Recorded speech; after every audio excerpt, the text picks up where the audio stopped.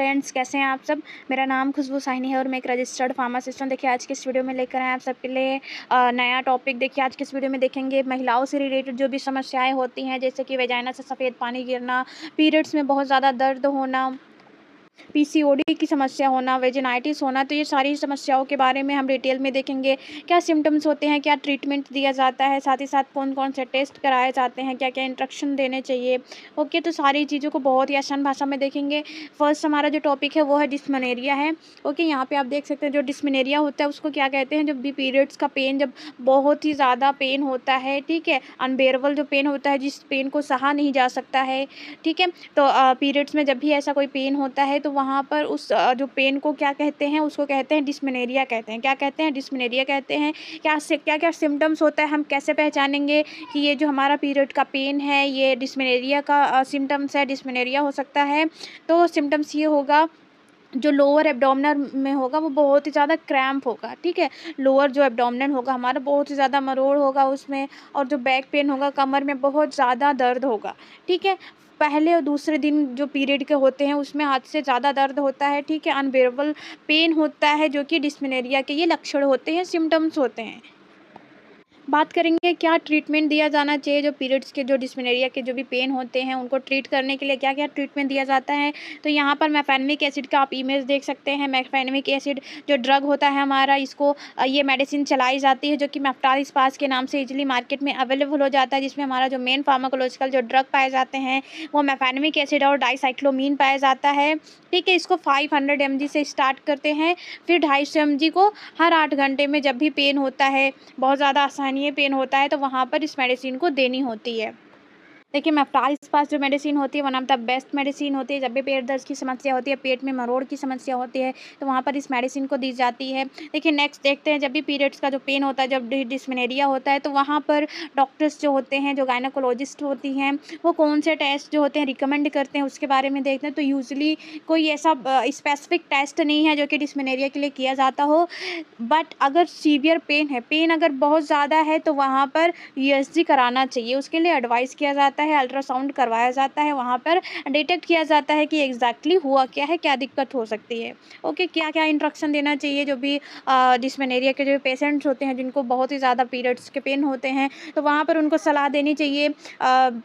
जो hot water bag होता है, ठीक है, जो गर्म पानी की थैली होती है उससे सिकाई करनी चाहिए। इससे क्या होता है कि जो मसल्स होती हैं वो रिलैक्स होती हैं, जिससे जो हमारी जो ब्लड फ्लो होती है, जो पेन होता है वो काफ़ी हद तक कम हो जाता है। ओके, एक्सरसाइज भी हल्की जो स्ट्रेचिंग करनी चाहिए, तो 30 to 40 मिनट ट्राई करना है कि स्ट्रेचिंग कर सकें, एक्सरसाइज कर सकें, जिससे क्या होगा, ब्लड फ्लो अच्छा होगा, ब्लड फ्लो अच्छा होगा। ओके, जिससे जो पेन होगा काफ़ी हद तक राहत मिलती है। देखिए जो हमारी मेफेनमिक एसिड की ये जो मेडिसिन है जो कि डिस्मेनोरिया में चलाई जाती है, इसको कभी भी हमें खाली पेट नहीं देनी होती है।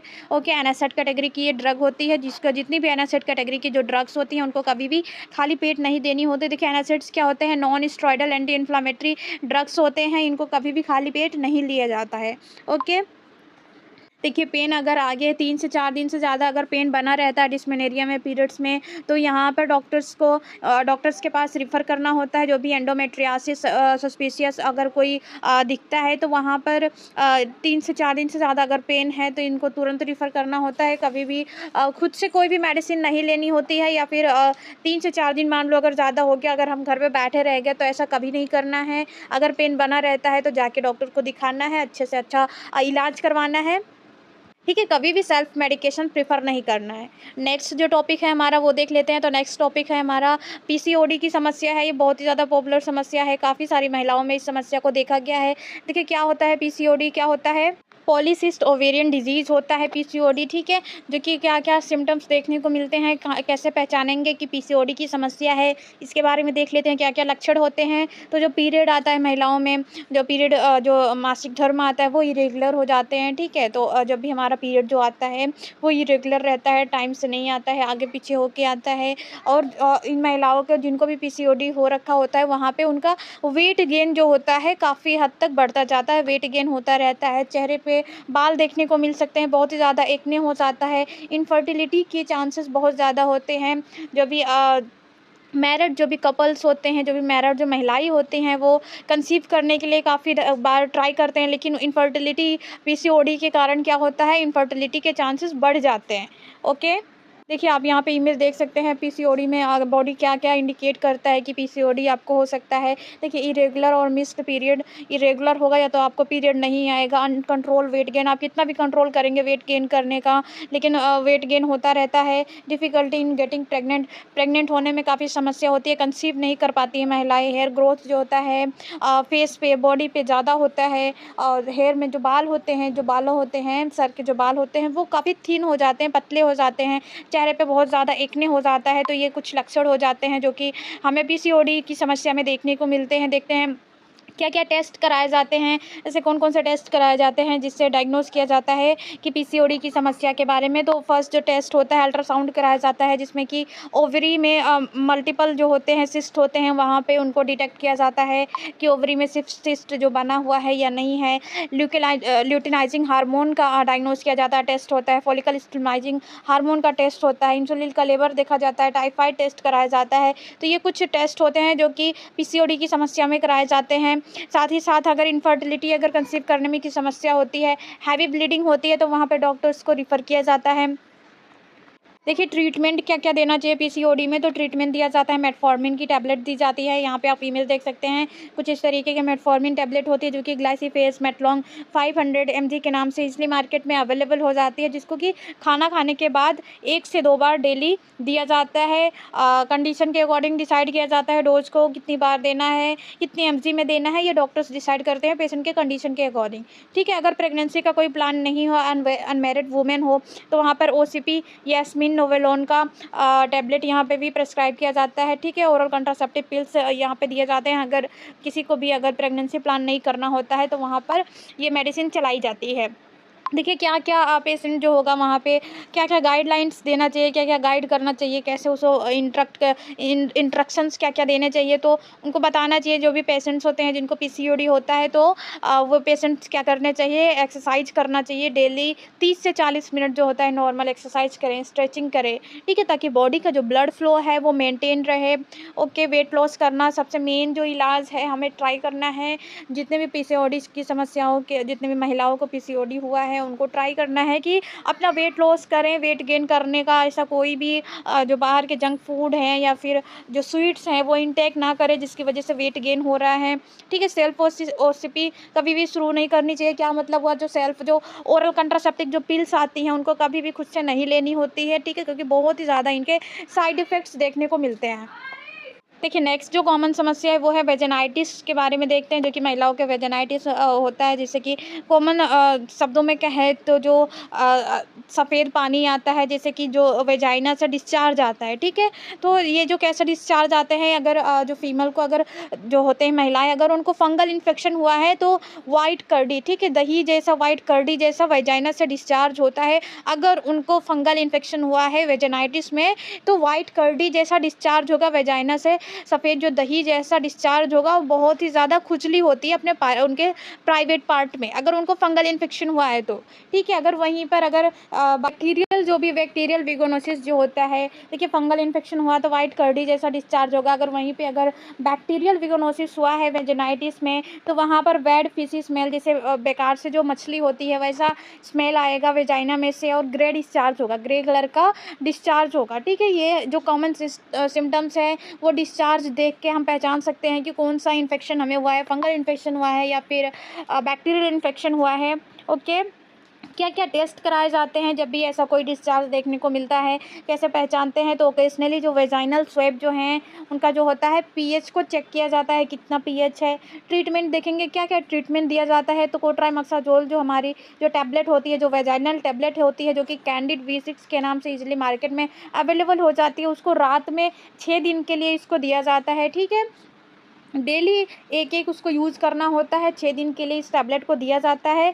सेकंड जो मेन जो टैबलेट है वो हमारा मेट्रोनिडाज़ोल दिया जाता है, जो कि मेट्रोजिल 500 के नाम से ईज़िली मार्केट में अवेलेबल हो जाती है। यहाँ पे आप इमेज देख सकते हैं। जो कोट्रामेक्साजोल की जो टैबलेट दी जाती है वो कुछ इस तरीके की दिखती है। जो मेट्रोजिल 400 mg के नाम से जो टैबलेट दी जाती है वो कुछ इस तरीके की दिखती है। मेट्रोजिल को बीडी दिया जाता है 5 दिन के लिए। जितने भी जो बैक्टीरियल विगोनोसिस जो होते हैं, जिसमें कि बैड जो फिशिस जैसा स्मेल आता है वेजाइना में से, जो कि ग्रे डिस्चार्ज होता है, तो वहाँ पर मेट्रोजिल को बीडी दिया जाता है, सुबह शाम दिया जाता है 5 दिन के लिए।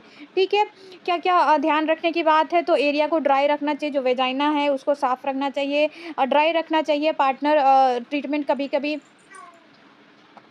कोई भी ऐसा जो टाइट जो सिंथेटिक जो हैं, जो कि टाइट अगर जो अंडर गारमेंट्स हैं उनको अगर सिंथेटिक है तो उनको अवॉइड करना चाहिए, थोड़ा लूज़ पहनना चाहिए। ठीक है। अगर रेफरल अगर कैसे डॉक्टर्स को तुरंत क्या क्या क्या बातों में ध्यान रख के जाना चाहिए अगर ऐसी कोई समस्या है, तो अगर जब भी पेन है, ठीक है, डिस्चार्ज के साथ साथ दर्द आ रहा है, बुखार आ रहा है, तो वहाँ पर इस कंडीशन में कभी भी हमें खुद से कोई भी इलाज नहीं करना होता है। देखिए, अगर आपके वेजाइना से वाइट कर्डी या फिर बैड फिशी जैसा कोई स्मेल आ रहा है, साथ ही साथ आपको दर्द हो रहा है, फीवर हो रहा है, ठीक है, तो इससे तुरंत डॉक्टर के पास जाना चाहिए, क्योंकि इसमें पेल्विक इन्फ्लामेटरी कोई भी डिजीज़ हो सकती है। तो हमें खुद से कभी भी ये सेल्फ मेडिकेशन नहीं लेना होता है। बहुत ही ज़्यादा सस्पिशियस हो सकता है ये, तुरंत जाके डॉक्टर्स को दिखाना चाहिए। वो अपने अकॉर्डिंग टेस्ट करते हैं, डायग्नोस करते हैं एंड देन जो प्रॉपर ट्रीटमेंट है वो बताया जाता है। देखिए, नेक्स्ट जो कॉमन समस्या है वो है वाइट डिस्चार्ज जो होता है, जो कि ल्यूकेरिया में होता है, जो कि महिलाओं में अक्सर देखा जाता है वाइट डिस्चार्ज की समस्या को लेकर। तो इसके बारे में देखेंगे क्या क्या सिम्टम्स होते हैं वाइट डिस्चार्ज में। तो वाटर लाइक डिस्चार्ज होता है, कोई भी स्मेल नहीं होता है। ठीक है। इसमें जो भी डिस्चार्ज होता है इसमें कोई भी स्मेल नहीं होता है, पानी के जैसा डिस्चार्ज होता है, ना ही कोई खुजली होती है, ना ही कोई पेन होता है, या एक नॉर्मल फिजियोलॉजिकल जो होता है ये डिस्चार्ज होता है, जो कि पानी के जैसे होता है। देखिए, इसके लिए कोई स्पेसिफिक टेस्ट रिक्वायर्ड नहीं होता है कोई स्टैंडर्ड प्रैक्टिस के लिए, या फिर इसको डिटेक्ट करने के लिए क्या है क्या नहीं है, इसको कोई भी टेस्ट रिक्वायर्ड नहीं होता है। प्रिवेंशन कैसे करेंगे, क्योर कैसे करेंगे अगर ल्यूकेरिया है, तो कॉटन अंडरवेयर, ठीक है, जो कॉटन का जो अंडरवेयर आता है उसको वेयर करने की सलाह दी जाती है। साथ ही साथ वेट क्लॉथ को अवॉइड किया जाता है। अगर वेट क्लॉथ अगर कोई पहन रहा है तो उसको पहनने से अवॉइड किया जाता है। ठीक है। स्कैंटेड वाश को प्रेफर किया जाता है। नेक्स्ट जो ट्रीटमेंट का जो अप्रोच है, तो ल्यूकेरिया के लिए जो सफ़ेद पानी गिरता है उसके लिए कोई किसी भी मेडिसिन की कोई ज़रूरत नहीं पड़ती है। सिर्फ हाइजीन का सुधार करके ही हम इससे निजात पा सकते हैं। ठीक है। यहाँ पे हाइजीन का जो मेन रोल होता है, हाइजीन का हमें अच्छे से ध्यान रखना होता है। ठीक है। कब ऐसा, ये तो देख लिया हमने कि इसमें किसी भी दवाई की आवश्यकता नहीं होती है, लेकिन ऐसा कौन सा कंडीशन होता है कब हमें डॉक्टर को दिखाना चाहिए। तो देखिए, जब भी जो रिस्क फैक्टर हैं ये आपको देखने को मिले, जैसे कि बहुत ही ज़्यादा जब स्मेल आने लगे, बैड स्मेल आने लगे, जलने जैसा फील होने लगे, ठीक है, खुजली होने लगे, वेजिनाइटिस होने लगे, तो वहाँ पर डॉक्टर्स को दिखाना चाहिए। ठीक है। जिससे वो डायग्नोज करते हैं, कुछ इस तरीके का जो होते हैं टूल्स होते हैं उनके पास। ठीक है। जिससे वो डायग्नोज़ करते हैं कि इसमें कोई और दिक्कत तो नहीं है जिसकी वजह से ये चीज़ें हो रही हैं।